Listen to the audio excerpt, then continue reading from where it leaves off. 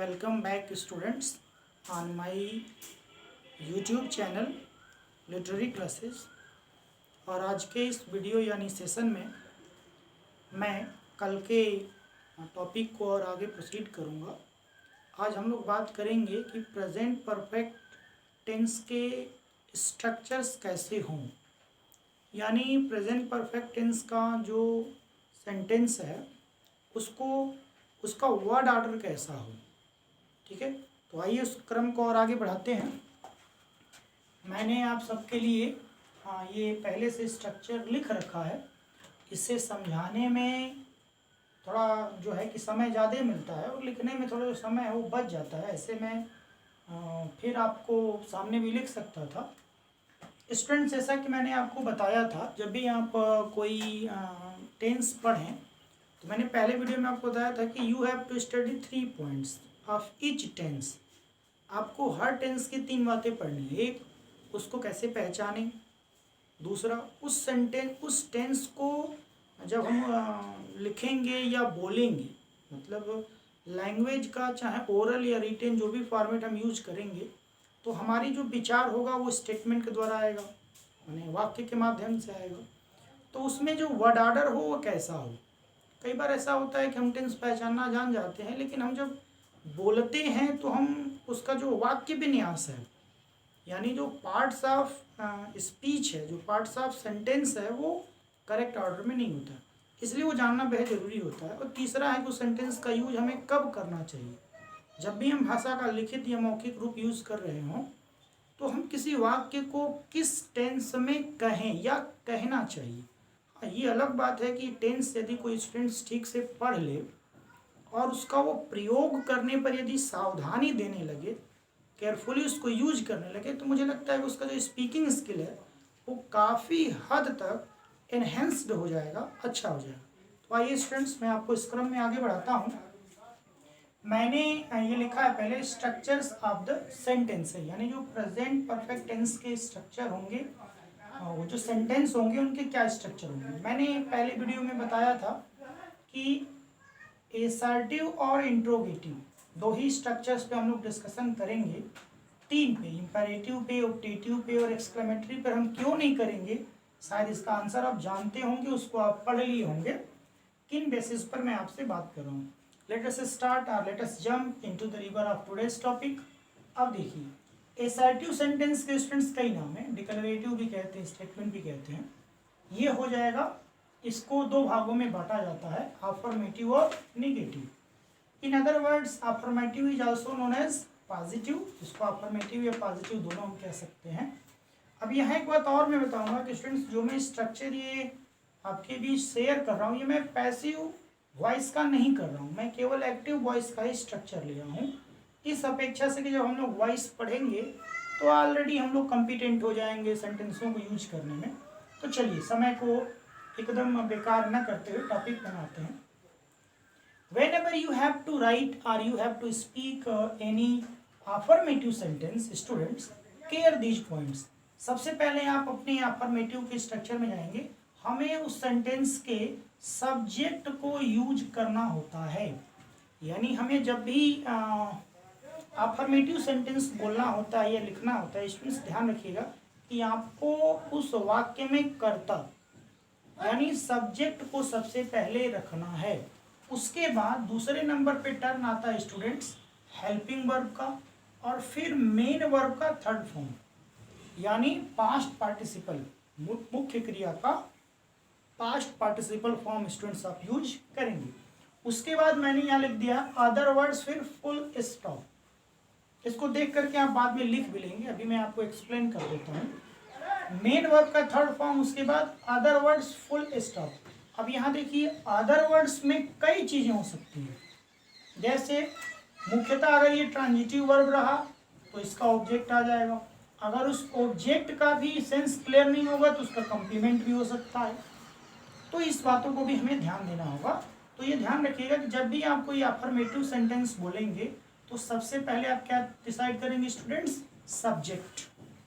अब यहाँ पे जैसा कि in my yesterday's video I was telling with you all that I will tell you about the helping verbs also. जैसा कि मैंने कल के वीडियो में बताया था कि मैं हेल्पिंग वर्ब के बारे में स्ट्रक्चर वाले वीडियो में जिक्र करूंगा। तो आइए पर ध्यान दे लीजिए, ये जो सब्जेक्ट होगा स्टूडेंट्स, इसी सब्जेक्ट के अनुसार हेल्पिंग वर्ब होगा। अब हेल्पिंग वर्ब देखिए, यहाँ से मैं स्पष्ट कर देता हूँ, पूरे प्रेजेंट परफेक्ट में ये दो हेल्पिंग वर्ब हैं, हैज एंड हैव। अब बिल्कुल स्पष्ट करता हूँ, अब ध्यान से मेरे सेंटेंस को सुनिएगा, फिर इसको लिख लीजिएगा।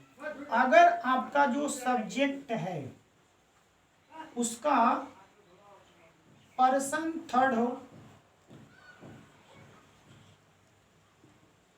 शब्दों पर ध्यान दीजिएगा, जो सब्जेक्ट है, जो भी सब्जेक्ट है उसका पहले पर्सन में लीजिएगा, पर्सन उसका थर्ड हो और नंबर उसका सिंगुलर हो, तो उसके साथ हैज लगेगा। थर्ड पर्सन सिंगुलर नंबर, यानी दोनों को अलग अलग कर दीजिए।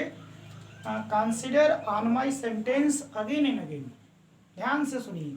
मैं कह रहा हूँ किसी भी सब्जेक्ट का, जिस सब्जेक्ट को आप लिखने जा रहे हैं, ये चेक कर लीजिए क्या वह पर्सन में थर्ड है, first person, second person, third person का है, और पर्सन में थर्ड होने के साथ ही साथ क्या वो नंबर में सिंगुलर है। यदि है, if this two categories can satisfied what I am saying, अगर जो मैं कह रहा हूँ ये दोनों बातें उस पर खरा उतरता है, then students take care, you should use has as a helping verb. तब आप हैज का प्रयोग हेल्पिंग वर्ब के रूप में करेंगे। बस इतना ही ध्यान रखना है। अगर उसका सब्जेक्ट पर्सन में थर्ड हो और नंबर में सिंगुलर हो, तो स्टूडेंट्स आप प्रयोग करेंगे हेल्पिंग वर्ब के रूप में हैज का प्रयोग करेंगे। और यदि ये दोनों में से कोई भी ना हो तो याद कर लीजिए, उसके लिए आप हैव का प्रयोग करेंगे। अब आप यहां से ले सकते हैं, मान लीजिए मैं यहां बोल रहा हूं I have taken my food. अब यहाँ देखिए, मैंने मान लीजिए आई ले लिया। अब यहाँ मुझे तय करना है कि क्या हैज लगेगा कि हैव लगेगा।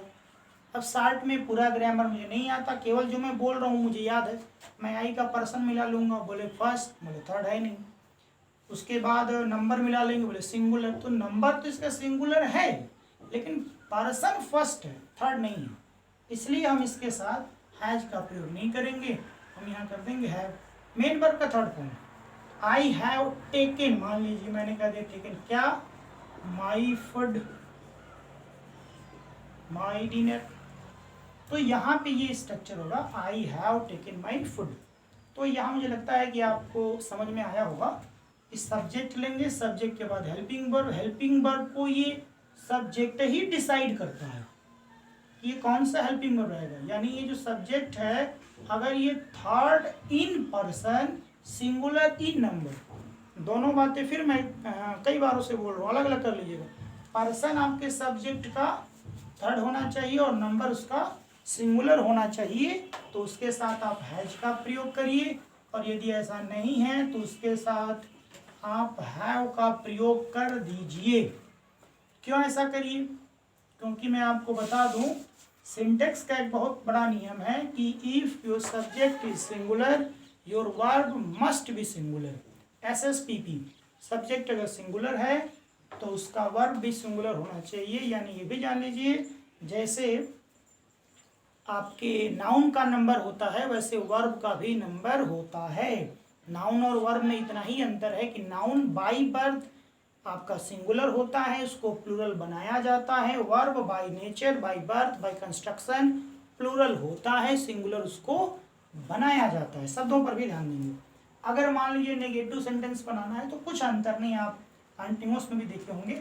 सब्जेक्ट होगा, उसके बाद हेल्पिंग वर्ब होगा, फिर नॉट लगेगा, फिर मेन वर्ब का थर्ड फॉर्म, फिर अदर वर्ड्स जो भी हो, वो ऑब्जेक्ट हो या कॉम्प्लीमेंट हो या ऑब्जेक्ट के साथ कॉम्प्लीमेंट हो या हटा करके एडवर्बियल फ्रेज हो या एडजेक्टिवल फ्रेज हो, ये तो कंडीशंस डिसाइड करेगा कि उस मेन वर्ब के बाद क्या आएगा।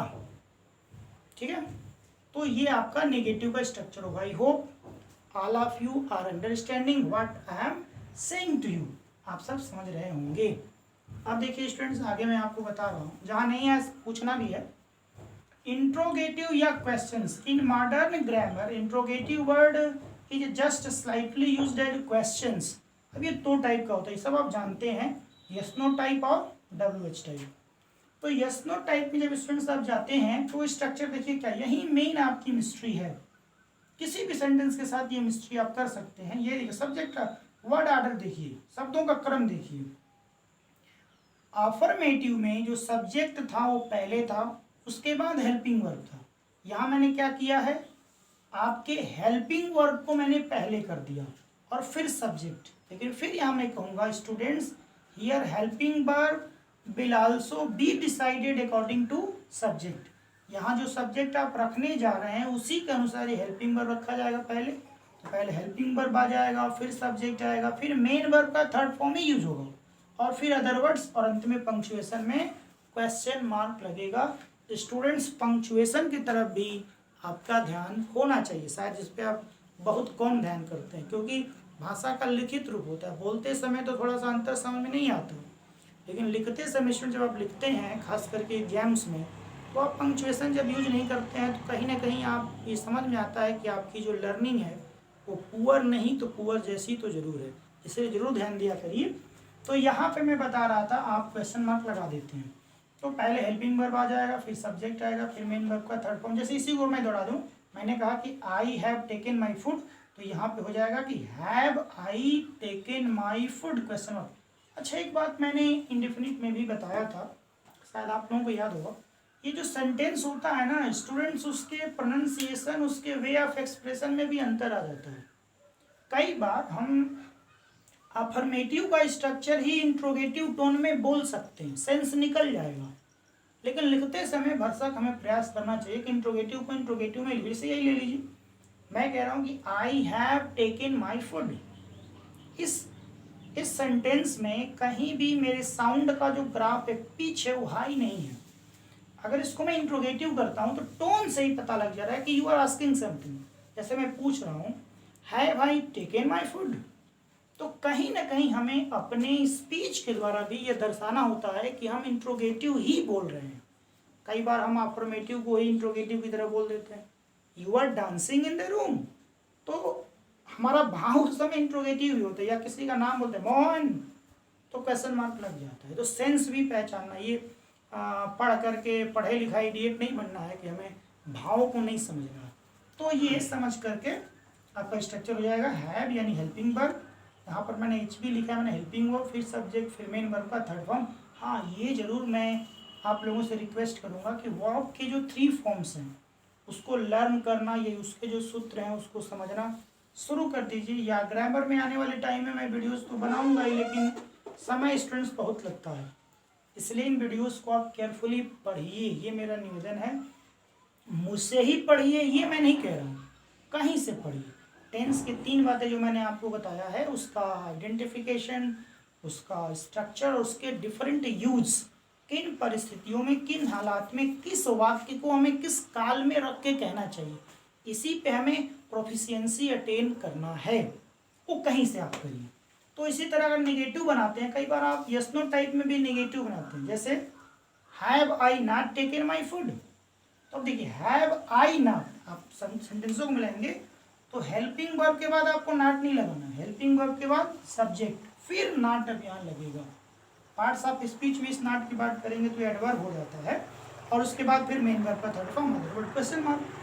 अब स्टूडेंट्स यदि आप WH में आते हैं तो वही स्ट्रक्चर है, पहले आपको WH वर्ड रखना है, फिर आपका हेल्पिंग वर्ब रखना है, फिर सब्जेक्ट रखना है, फिर मेन वर्ब का थर्ड फॉर्म, फिर अदर वर्ड्स।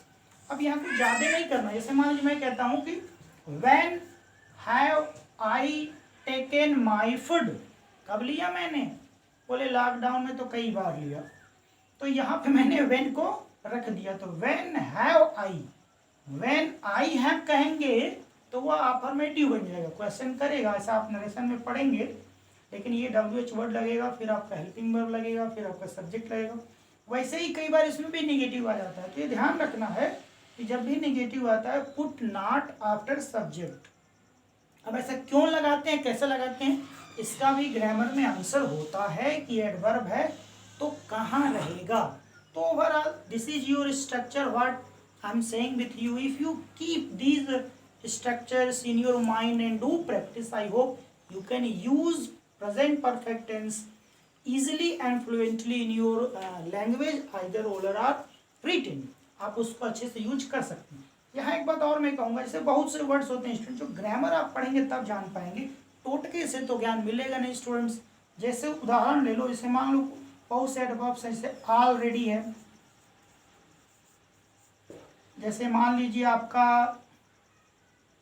आप कहते हैं कि इसको एडवर्ब आप डिग्री में आप रख सकते हैं, ऑलरेडी प्राय आ गया, या और कोई मान लीजिए अभी माइंड से थोड़ा सा स्लिप कर रहा है, ठीक है ना, जैसे जस्ट का प्रयोग आप कर लिए, देखिए याद आया, जस्ट हुआ, ऑलरेडी हुआ।